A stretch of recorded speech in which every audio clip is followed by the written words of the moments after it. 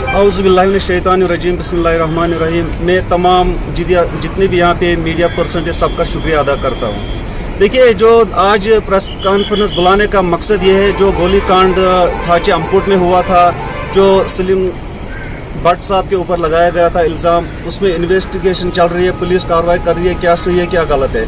लेकिन जहाँ तक सवाल है भारतीय जनता पार्टी का, जो हमारा एक लीडर मोहम्मद सलीम भट्ट वहाँ पे काम कर रहे थे, जो अब्दुल गनी गुजर वहाँ पे था, उसका लेजान मोहम्मद सलीम भट्ट के साथ कुछ भी नहीं था, बल्कि उसका लेजान जो पैसा लेन देन था वो कंपनी के साथ था। तो आज की डेट में वो मोहम्मद सलीम भट्ट वहाँ पे उसने वो कंस्ट्रक्शन वहाँ पे काम चला रहा है, तो उसने उनकी गाड़ियाँ बंद की। तो सलीम भट्ट साहब ने वहाँ पे उनको बताया कि भाई आप हमें बताओ, आपको माफ़ी भी मांगी, उनसे बात भी की कि भाई आप बताओ आपका मसला क्या है।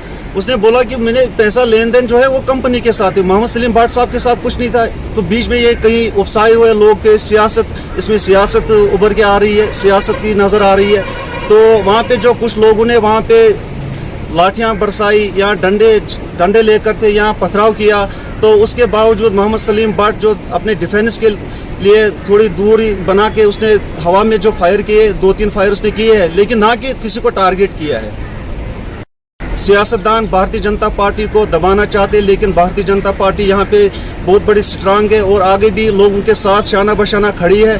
जहाँ पर भी लोगों को कहीं पर भी मुश्किलात का सामना करना पड़ रहा है तो हम उनके साथ है। किसी का भी कोई काम हो तो हम भारतीय जनता पार्टी हमेशा लोगों के शाना बशाना साथ खड़ी है।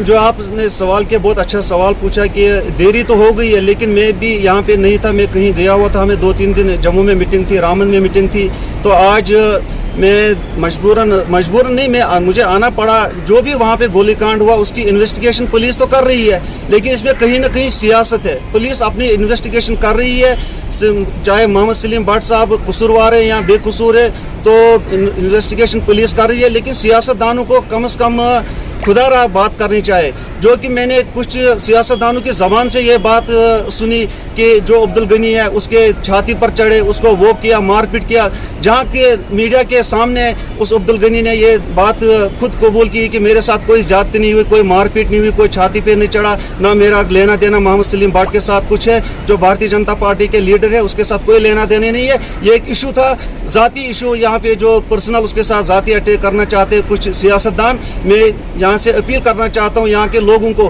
किसी के बहकावे में ना आए और ना गलत बात करे, क्योंकि जो सही है सही है। अब अगर हमने पुलिस एडमिनिस्ट्रेशन पर बात डाली है वही सही, और जो गलत होगा उसमें आगे उनका सिस्टम जो है सिस्टम से चल रही है एडमिनिस्ट्रेशन।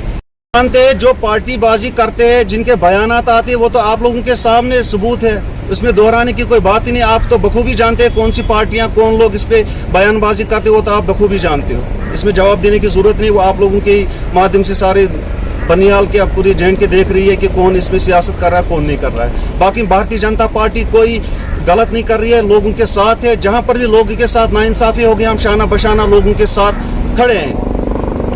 तो मतलब जहां पे जश्न हुआ करते थे जीत के या किसी बहाने भी, जो भी जश्न है, जश्नों में भी गोलियां कांड हो गए, गोलियां चली, तो उसके खिलाफ भी फिर एक्शन होना चाहिए। उन बातों के ऊपर, उन इंसानों के ऊपर भी एक्शन होना चाहिए फिर। लेकिन 2-3 फायर किए, हवा में किए, ना कि किसी को टारगेट किया, तो उसकी इन्वेस्टिगेशन करने दीजिए पुलिस को हिरास न कीजिए।